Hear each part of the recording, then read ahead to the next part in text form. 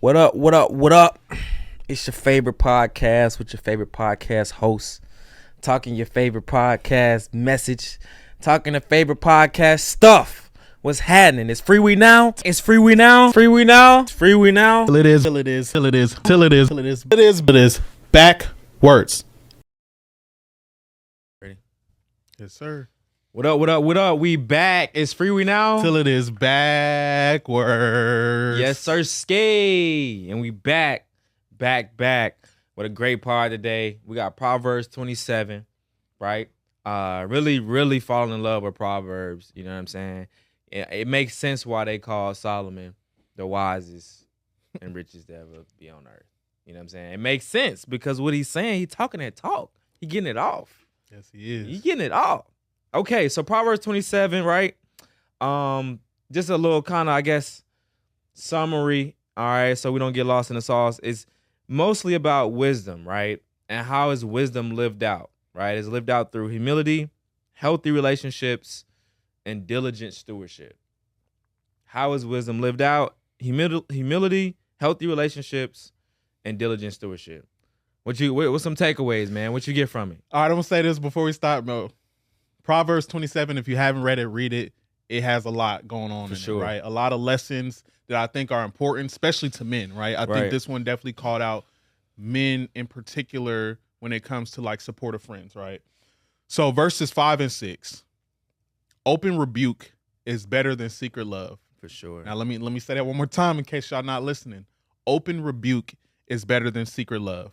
Faithful are the wounds of a friend, but the kisses of an enemy are deceitful. Now, if y'all looking at like rebuke, like open rebuke, what do you technically mean by that? Rebuke is correction meant to restore, not shame.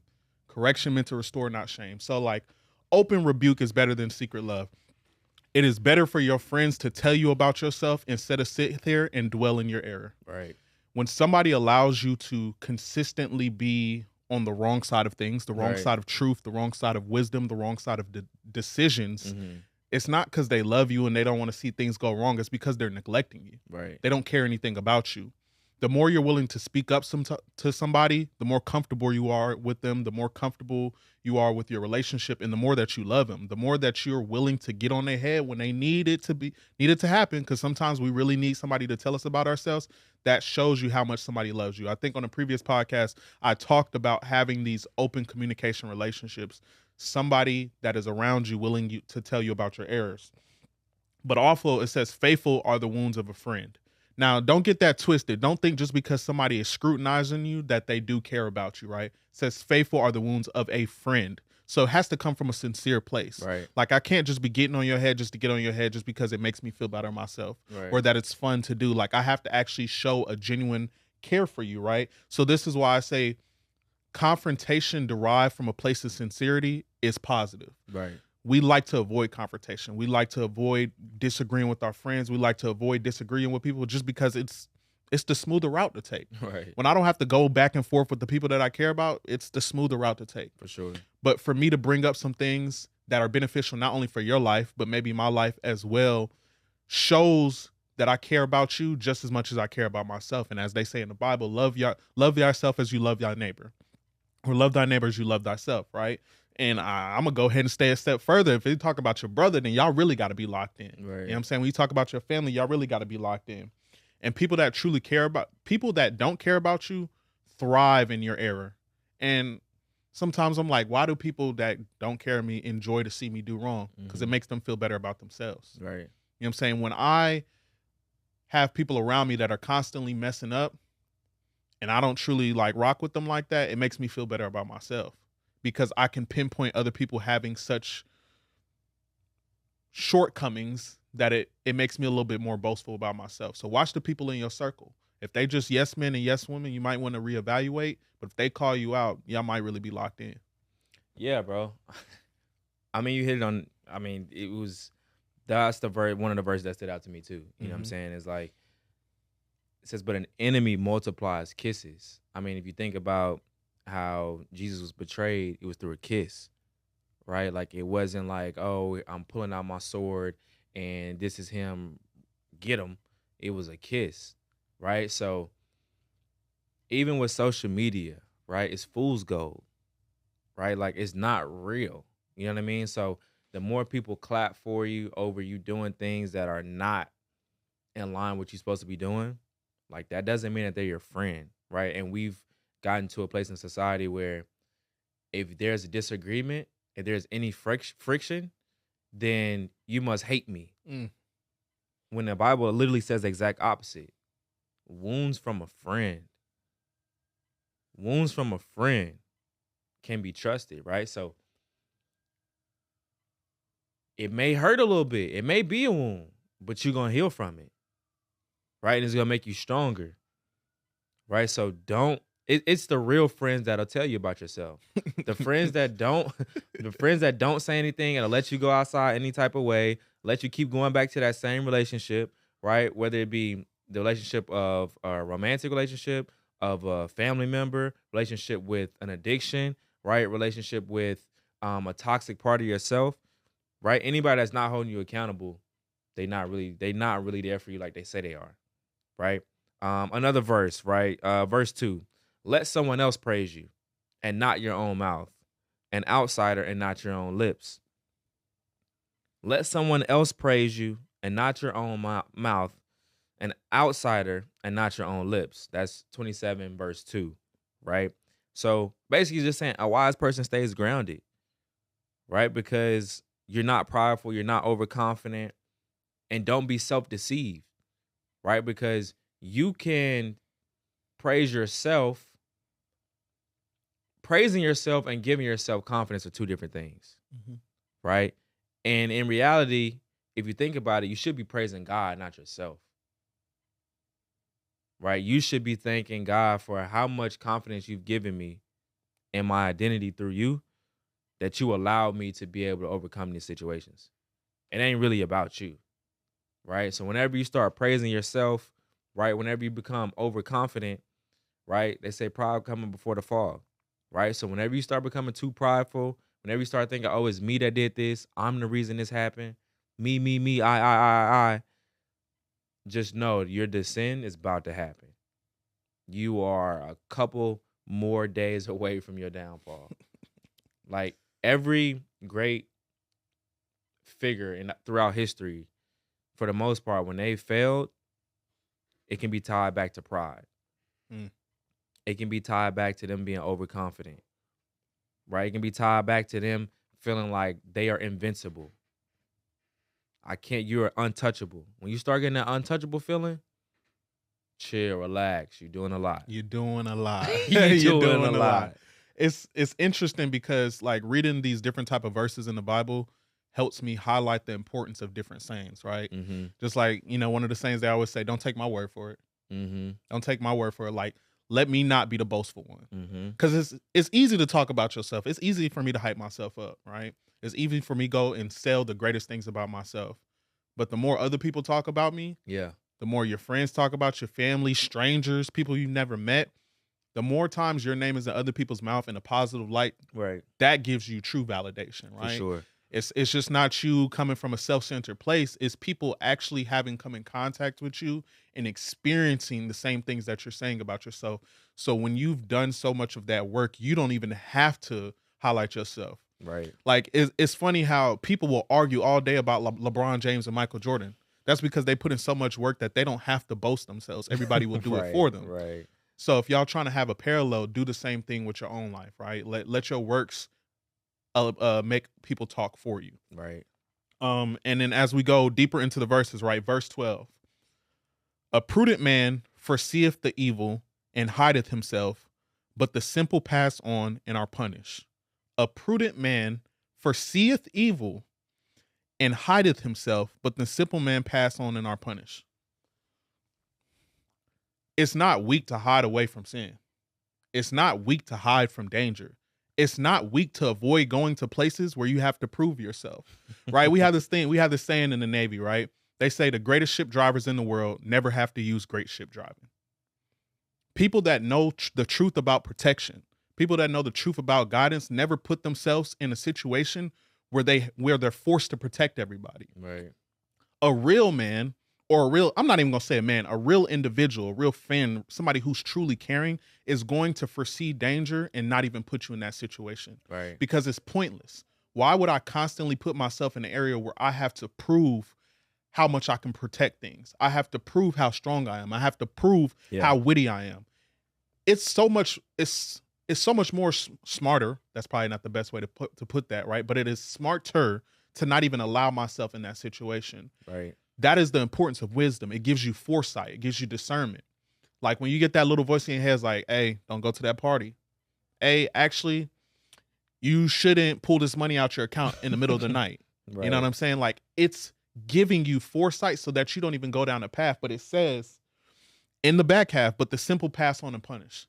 The people that are naive, oblivious to everything, they just lollygag into situations. You know, people say wrong place, wrong time. Some of that means you just didn't think through your processes. Right. You just didn't put thought process to the area you were going or the stipulations that came with where you were at.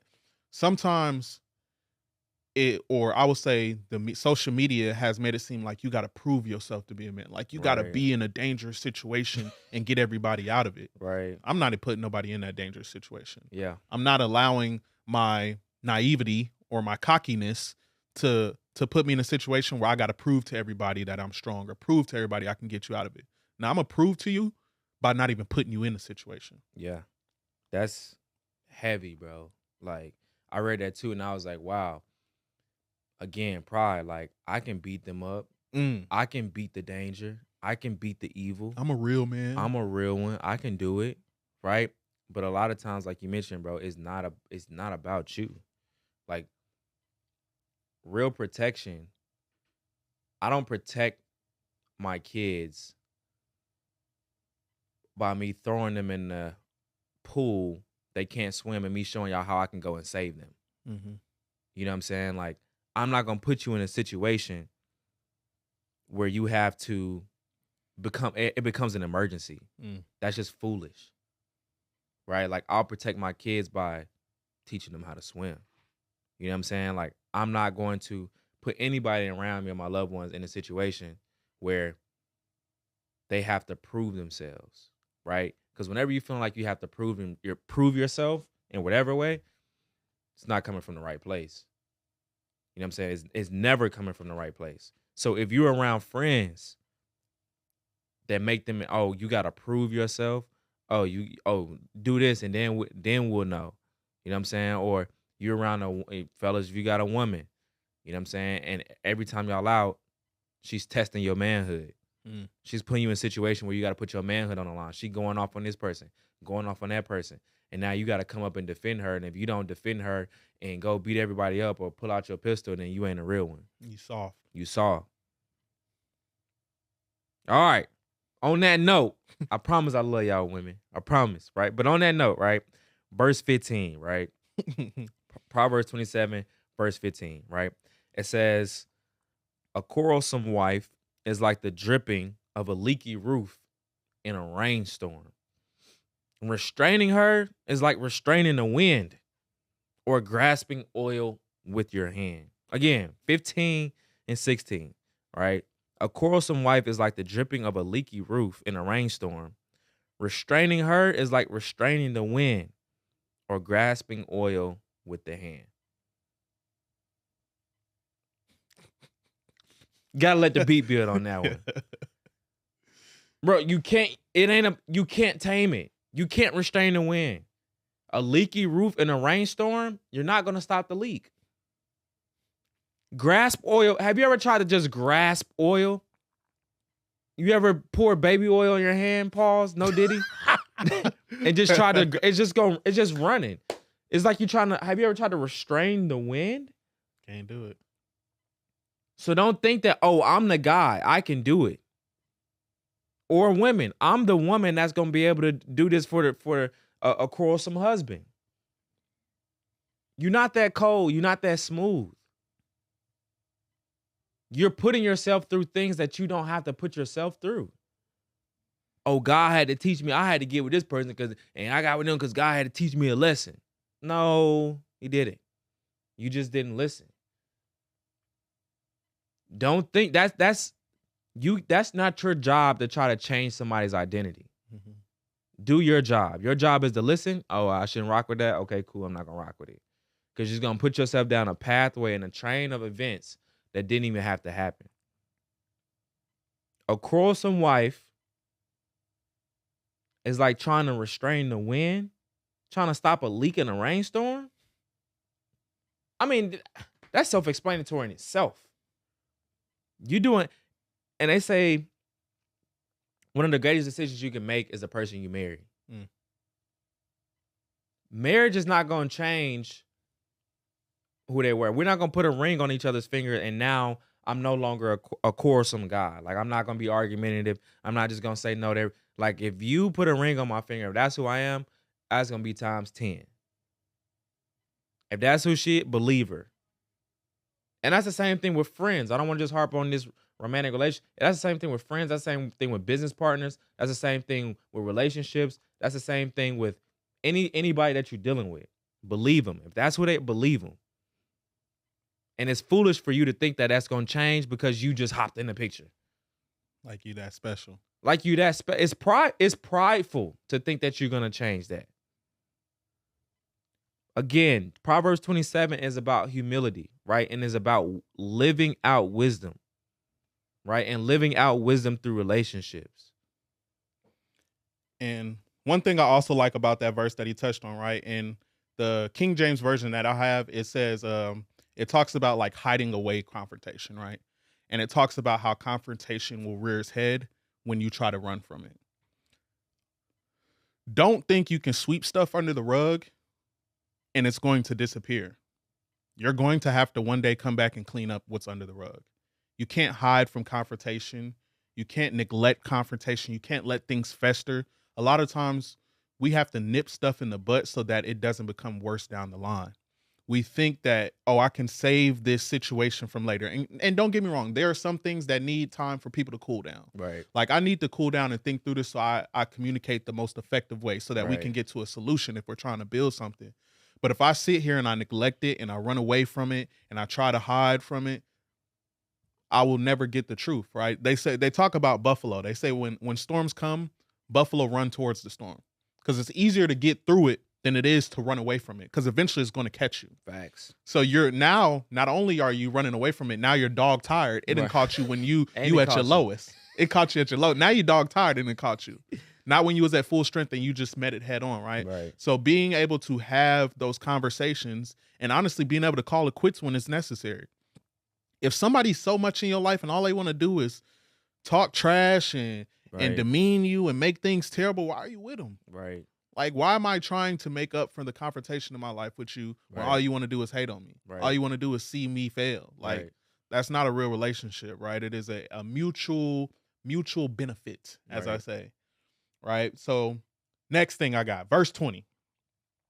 Hell and destruction are never full, so the eyes of a man are never satisfied. Right. Hell and destruction are never full, so the eyes of a man are never satisfied. So I'm going to use one of Hassan's quotes, right? One of his favorite quotes. Women fall in love with what they hear, and men fall in love with what they see. It's real talk. Women fall in love with what they hear, and men fall in love with what they see. If we allow our appetite to go unchecked, it's going to forever grow. And a lot of the things that we look at, a lot of times when I allude to appetite, I'm talking about what our eyes see. When you go to a restaurant and you get too much food, they say it's because your eyes got big. Your eyes is bigger than your stomach, right? Don't think that only relates to food. That can relate to lust. That can relate to different addictions. That can relate to even good things in your life. Too much of a good thing can be bad, right? But it says the eyes of a man are never satisfied. To truly have sight, right? To truly see, you have to use all of your other senses. Not only should I be able to look at something, I should look at something and be like, that don't smell right. That don't feel right. That don't taste right, right? I'm not solely relying on just what I see. I'm not solely just going off the humbug because it looks good. You know what I'm saying? Or because it sounds good or because it smells good. I'm using everything at my will or my means to really determine it. And if I focus on everything that I see, I will never be satisfied because you're always going to see something better than what you have. You're always going to see something. You're always going to see a girl that looks better than your girl. You're always going to see somebody's life that looks a little bit better than your life. You're gonna see a car that's nicer than No yours, a such house thing that's as a nicer than life that's yours. better than You know what I'm yours. saying? Like everything has that new shine. Everything looks better than what you No have, such and that's just thing, no because such you have thing. become blind to the truth of what you have. You have become blind to the work that you put in to achieve the things that you have. And just hearing this, hearing God talk about the fact that it will never be satisfied, as hell and destruction are never full. Hell got plenty of room for everybody, just like your eyes got plenty of room to see things. So don't get distracted. Don't go off on this tangent and sacrifice everything you have just because something looks good. Nah, facts. I mean,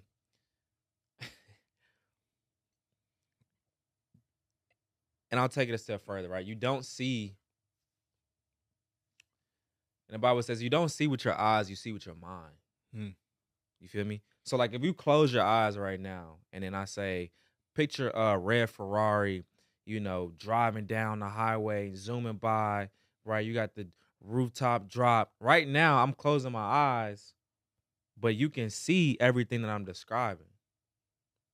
How are you able to see when your eyes are closed? Right? So your eyes being never satisfied, like that's a reflection of like where your mind is. You feel me? So like Keith said, you can see all of this stuff. And don't think that if you get what you see, you will be satisfied. You won't.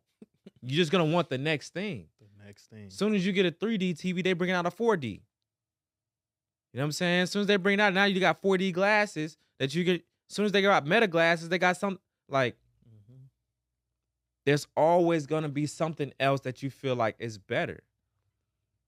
Every story that I read in the Bible where somebody did something based off what they saw and what looked a certain way, never turned out well. It never turned out well. The phrase seems too good to be true. You know what I'm saying? Like Grass just ain't because always it greener. exactly just because it glitters does not mean it's gold, Mm. right? And I think that the more you assess what you see, the more it'll assess what you believe. Because a lot of times your beliefs are a reflection of what you're able to focus on, right? So get your focus right, and it'll change your beliefs, and your beliefs will change what you see. Because people can look at the same piece of artwork and get two different things from it. How is that? It's based on it's based on your mind and your beliefs, right? And so the last one, I like to take into is like, and I kind of even thought about this as like a financial literacy one, right? And it's like the last verses to close this out, right? It's verses 23 through the end. It's like, be diligent, know the state of your flocks, and attend your herds. For riches are not forever, nor does a crown endure to all generations. When the hay is removed and the tender grass shows itself, and the herbs of the mountains are gathered in, the lambs will provide your clothing, and the goats the price of a field. You should have enough goat's milk for your food, for the food of your household, and the nourishment of your maidservants. They're like, what? I didn't hear anything about money. How is that about financial literacy? You talked about goats and milk and fields and attending herds. Walk with me, right? So, verse 23, right? It says, be diligent, know the state of your flocks. Okay, so again, we got to remember they're in an agricultural economy. Okay, so when you're thinking about goats, when you're thinking about flocks, when you're thinking about fields, when you're thinking about milk, this is their wealth. You feel me? This is their livelihood. So when he said this speaking to me, be diligent, know the state of your flocks, know where your money is going in, how it's coming out. What are you spending your money on? Are you Uber Eating every day? Are you door dashing? Like, where's your money going? Like, know your money like the back, like know every aspect of how you're spending, right? Know your income, know your whatever that you do, right? You need to know it backwards and forward. Be diligent, right? And attend to it. It's not a set and forget. It's not I'm going to just go have somebody do it for me, right? Then you become that person who's like, oh, this person stole from me, or this financial advisor, or this, my accountant took millions from me, right? Like, I myself have a bad habit of trying to put things off and delegate because I'm gonna call myself a leader. I'm gonna delegate. Nah, you do this for me. Nah, you do that. Nah, bro, you need to know what's going on and how it operates. Nobody should know your business better than you. You feel me? So in this right here, Solomon's like, listen, pay attention. Know what's going on. It says, for riches are not forever, nor does a crown endure to all generations. Like, you have to be diligent, attend your herds, because this ain't gonna last forever, right? The crown may not endure for generations. So those positions of leadership, right? You being, your family being the top notch, or you being the top notch, your position as a CEO, or as the leader, as the quarterback, or you know what I mean, as the person that everybody, like, your positions will change. But if you have that wisdom, if you have that diligence, that discipline, right? It doesn't matter what's going on. Like, you'll be able to pass that on to your kids, right? It says your crown doesn't endure for generations. So LeBron kids, they may not be able to hit a game-winning three, you know what I'm saying, hit it with this and place the crown on their head. Bronny, I don't know if Bronny gonna be able to do that. You know what I'm saying? But he can teach his kids wisdom. He can give them, hey, bro, this is what we got the businesses. This our empire. This how the money moves. This, hey, make sure you trust this. Do it like this. Hey, if something go wrong, hey, these are P&L, profit and loss. Hey, this coming in, this coming out. This is our threshold. This is long term. This is short term. Like, you can pass that on to your kids. I don't know if my kids gonna be able to hoop. I don't know. They may not be athletic, but that's okay. If I attend to them, if I teach them, if I pass it down, right? And the last thing is, like, it's saying, if you do all of those things, right, you should have enough goat's milk for your food, for the food of your household, and the nourishment of your maidservants. If you want everybody in your family to eat, if you want everybody to be taken care of, you have to be diligent. You have to be hands-on. You got to be in the mix. People, your family, your friends, your crew, your team, everybody's going to be better off by the discipline and diligence that you put towards your empire or whatever that you're trying to build. It's that simple. You can't just be like, oh, well, I don't really do money. I don't really do math. I can't really do that. I'm going to just give it to my accountant and they're going to do it. I'm talking to myself. Like, one of my goals is, like, to be more efficient in knowing where my money is going. I don't want to look up and on the 31st or the 30th at the end of the month and I'm like, man, wait on my next check. I don't even know what happened to it. And then you praying God for God to make you rich, but you can't even be diligent with what you have. Mm-hmm.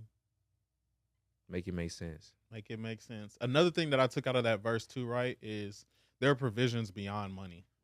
Some of y'all need to learn a trade. Be able to do something outside of money as well. Right. Don't get me wrong. Yes, having finances makes things a lot easier. But when you don't have the bread, you need to be able to produce or provide in another way. For sure.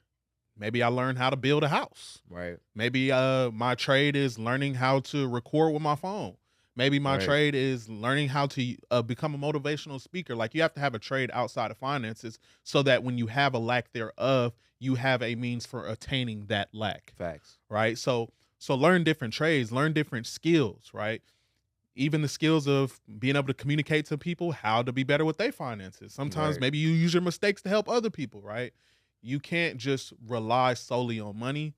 You have to, as he said, provide in different ways. Maybe, or I'm going to say this. Imagine all the people that got millions and millions and billions of dollars. They die, their kids take over, and they blow their whole fortune. This has happened multiple times. In history, we have prime examples of people making millions and millions of dollars, giving it to their kids, and they mess it off. Right. So you have to leave more than just the finances. You have to leave the foundation. You have to leave the means for just allowing the finances to work for themselves and the people to use other means to obtain that. No, facts. It's a lot that goes into it, man, and just understand it all starts up here, and that's led by in here. Facts. I think, Proverbs 27 was kind of like straight to the point, right? It wasn't a lot of dancing around, right? It was like, listen, if you want to live out wisdom, this is how you do it. Watch out for these things. Take heed. Listen to me. I'm telling you something. You need to listen up. I'm not telling you this because I feel better about saying it. I'm telling you this because I want your life to be better. And I think wisdom, like you said, I've asked before, like, what's the difference between wisdom and understanding, right? It's applying the knowledge, right? So reading it and seeing it, I'm like, okay, we got the humility part. Don't praise yourself. Cool. We got the financial literacy part and being diligent and, also having a skill, right? And passing those skills on down, right? And then we got the relational part of it, right? About friends, real friends, what that looks like, somebody holding you accountable, right? So these are all things to make your life better. You know what I'm saying? People ask me, like, why do you read the Bible? Like, keep it 100 with you. I don't even read the Bible, and maybe I'll get there. I'm not even reading the Bible right now to be a better Christian or a better believer. Like, I'm reading the Bible because I feel like when I read it, I get results. Mm. People ask me, like, why do you believe in God? Like, why do you believe in Jesus? Like, for me, it ain't rocket science. Like, I'm all about practicality. If it gets results, I'm doing it. I take my emotions out of it. So it don't matter if somebody told me something or a preacher said something in the past or a monk came up to me or whatever and I felt great and then I feel like now that that's not the truth, I'm going with the truth. And the truth gets results. And so I feel like Proverbs 27, if you're trying to get results in your life before we go into the new year, if you're tired of being in this certain aspect of your life, you're like, man, I want my life to change. Man, I'm tired of this. I'm tired of that. Man, I think I deserve or I'm supposed to be in this position to show God, that I can handle this so I can give it back to his people and be a resource. That's what Proverbs 27 is about.